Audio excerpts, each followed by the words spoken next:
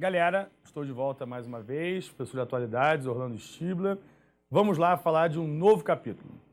Cheguei ao fim, o capítulo sobre blocos econômicos, e agora vou iniciar um novo chamado Cenários e Tendências.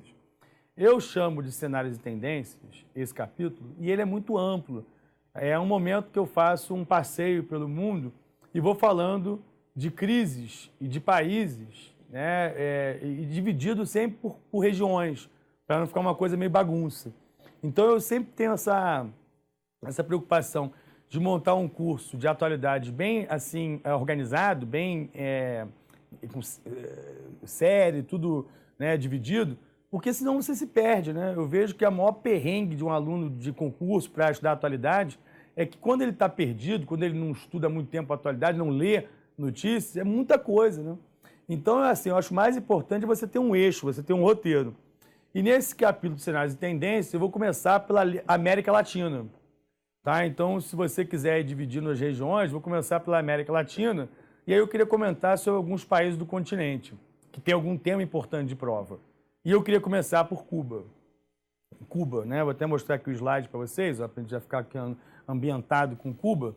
Cuba é um país que conseguiu a sua independência no final do século XIX, em 1898, e Cuba sempre teve aí no noticiário porque após a Revolução Nacionalista, né, até o episódio em que Fidel Castro, o Che Guevara, aquela turma toda chegou ao poder, a ilha está sempre na berlinda, né, sempre temas importantes sobre Cuba. E o que tem mais importante recentemente é o quê? É o seguinte, desde que o Fidel Castro renunciou ao poder em 2008, em fevereiro de 2008 Fidel deixou o poder, desde então tem chamado a atenção do mundo as reformas que o governo do Raul Castro vem empreendendo ao país. São reformas de cunho liberalizantes, capitalistas, reformas de abertura, até porque a ilha não tem condições de se manter isolado por muito mais tempo. Durante a Guerra Fria, se senhores se lembram muito bem, a União Soviética foi a grande mantenedora da ilha. Então a União Soviética, mal ou bem, segurava a onda de Cuba. Agora não tem União Soviética. Desde que a União Soviética acabou, a situação cubana foi cada vez piorando. Você vê que até indicadores que Cuba tinha um orgulho enorme, como o esporte, já não se repete. Você vê que, por exemplo, na última Olimpíada de Londres, Cuba ficou atrás do Brasil. E normalmente Cuba tinha resultado olímpico expressivíssimo. Até um sintoma interessante é que na última Olimpíada nenhuma equipe de esporte coletivo cubano foi classificada. Então você vê que existe uma decadência na ilha, né, muito grande. E o governo do Raul vem se mirando em exemplos como o Vietnã, exemplos como a China, que são bons exemplos. Por quê? Porque mantém o centralismo político, mantém o autoritarismo do Partido Único e, ao mesmo tempo, abrem suas economias. O Vietnã tem feito isso e a China, né, primordialmente. A China, destacadamente, né? A China é um país que serve de exemplo para Cuba, de como se abrir economicamente e não tanto politicamente. Mas o interessante é que as reformas na ilha vêm acontecendo até mesmo na política. Exemplo disso foi o fato da blogueira Ioane Sanches ter visitado o Brasil. Houve em Cuba o fim do visto de saída, que na prática é a autorização que o governo dava para qualquer cubano que quisesse sair do país. Agora, qualquer pessoa pode sair, sem autorização do governo. O problema é que falta grana, né? Cuba é um país muito pobre, as pessoas não têm a menor condição de viajar, porque é muito caro, você imagina, para a gente aqui no Brasil é caro, imagina para o cubano. E até outro dia saiu uma matéria ótima sobre Cuba, que o governo cubano agora liberou que as pessoas possam comprar carros. Só que sabe quanto é um carro em Cuba? Estão vendendo lá o 206, 0 quilômetro. $130 mil. $130 mil o modelo 206, 0 quilômetro. Se aqui no Brasil a gente já paga uma fortuna pelo carro, que já é um absurdo isso, em Cuba é pior ainda. Então é interessante como é que em Cuba essas reformas estão sendo feitas, mas ainda um tanto quanto atabalhoadas. Vou até mostrar a imagem para vocês. Aqui foi a visita recente da Dilma a Cuba. Vocês sabem que a Dilma esteve lá na cúpula da CELAC, a Comunidade dos Estados Latino-Americanos e Caribenhos. A Dilma esteve nessa cúpula e lá ela inaugurou a sua maior obra, a obra mais importante do governo Dilma, que foi o Porto de Mariel, em Cuba. Essa é uma ironia, né? Se a maior obra do governo Dilma foi em Cuba. O Porto de Mariel, que o Brasil financiou via BNDES e que a Dilma inaugurou ao lado do Raul Castro, parte da obra, parte do projeto. Eu estou ironizando aqui, mas o Porto de Mariel abriu empregos no Brasil também, porque muitas coisas foram feitas aqui e depois levadas para lá. Mas, de qualquer maneira, não deixa de ser uma ironia. Num país em que o PAC não acabou, né, que já lançaram até o PAC 3, sem ter nem o PAC 1 finalizado completamente. Então, aqui o caso da Dilma com o Fidel, que não morre, né? Fidel Highlander de Cuba, é o Benjamin Button de Cuba, o homem não morre. O homem está enterrando todo mundo, rapaz. Lembra do Chaves? O Chaves era o porta-voz do Fidel. Toda vez que o Fidel estava lá no hospital, o Chaves era o porta-voz. Chaves morreu e o Fidel está aí, ótimo, bem, cada vez mais jovem, né? Cada vez mais novo. Dizem que ele tem o diabo na garrafa, né? Que ele tem o cramulhão na garrafa, porque não é possível, ele não morre. A CIA tentou matar, KGB tentou matar, a morte tentou matar, desistiram, né? Deixaram o Fidel para lá, cada vez mais jovem Fidel Castro. Aqui é a moeda cubana, as pesetas cubanas, que não valem merda nenhuma, as pesetas cubanas.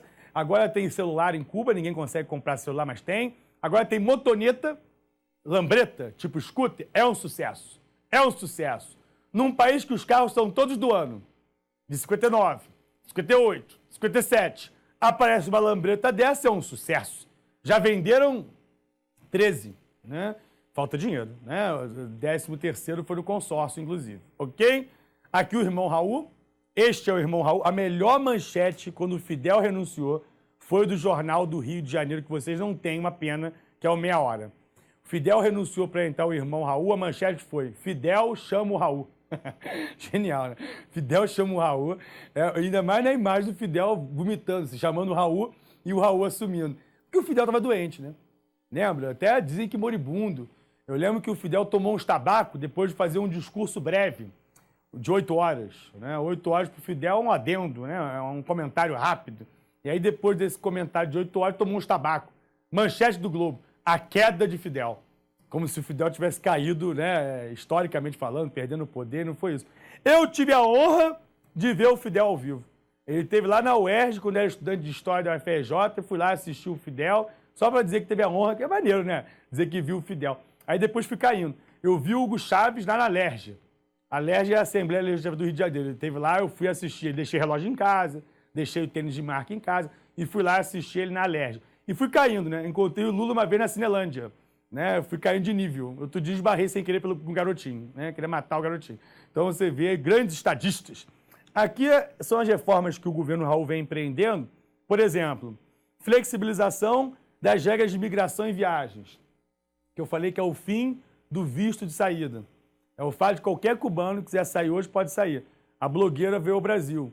Ioane Sanches é dona de um blog chamado Geração Y.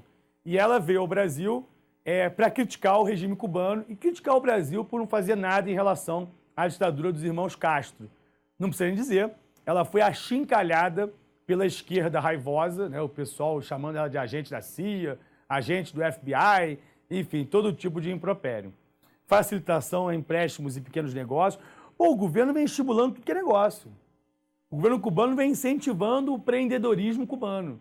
Né, a abertura de negócios, a abertura de bistrô, restaurante. Inclusive, um detalhe interessante: privatização de salão de beleza, de restaurante, lanchonete, a permissão para o cubano vender o próprio carro, privatização do serviço de táxi. Foi privatizado o serviço de táxi, era tudo público, era tudo estatal. O carro do Estado, funcionário, o motorista, funcionário público. Agora foi privatizado o serviço de táxi. Então, resumindo, o que está acontecendo em Cuba é uma clara transição para o capitalismo. É uma clara distensão. Né? E, inclusive, o fato do, já falei isso, o fato do José Miguel Insulza, do chileno, da CELAC, ter ido lá em Cuba, desculpa, o chileno lá da OEA ter ido a Cuba, foi um fato relevante. Porque mostra que, do ponto de vista político, Cuba também vai tirando esse isolamento que Cuba sempre viveu. Vem saindo desse isolamento. E nas relações com o Brasil, além do Porto de Mariel, que eu falei há pouco, que a Dilma foi lá inaugurar, na visita que teve lá recente, é bom lembrar também o programa Mais Médicos. O programa Mais Médicos, que é para médicos brasileiros, mas que como médicos brasileiros não quiseram aderir ao programa, apenas 6% dos médicos preencheram as vagas na primeira listagem e 5,25% na segunda, o governo brasileiro então abriu para a entrada de médicos estrangeiros. E aí o Brasil fez um acordo com uma organização chamada OPAS, Organização Pan-Americana de Saúde. E essa organização, por sua vez, fez um convênio com Cuba. Então o Brasil paga R$10 mil para a organização, para a OPAS paga para Cuba e Cuba paga para o médico. Só que o médico cubano, ele ganha no máximo aí $1.000. $400 agora e 600 num outro dia, quem sabe, você vai receber. Então, esse programa tem gerado debates, polêmicas, e inclusive pelas deserções recentes de médicos cubanos que deixaram o programa, né? Então, é o caso da médica Ramona Rodrigues, que foi a primeira a desertar o programa, e vários outros que estão também deixando o programa. A alegação é que eles não sabiam que iriam receber tão pouco, né? Imaginavam que iam receber, como os médicos brasileiros, R$10 mil. E acabaram se sentindo enganados. Esse foi o argumento. Mas isso é um pouco também falacioso, porque lá em Cuba já sabia que o programa era esse e que eles iam receber esse pouco. É um absurdo, é um trabalhador escravizado. Mas dizer que não sabia também eu acho que não é verdade, né? Enfim, programas médicos caem em prova, relações Brasil e Cuba caem em prova e as reformas cubanas rumo ao capitalismo caem em prova. Eu tratei disso nesse bloco. Até o próximo.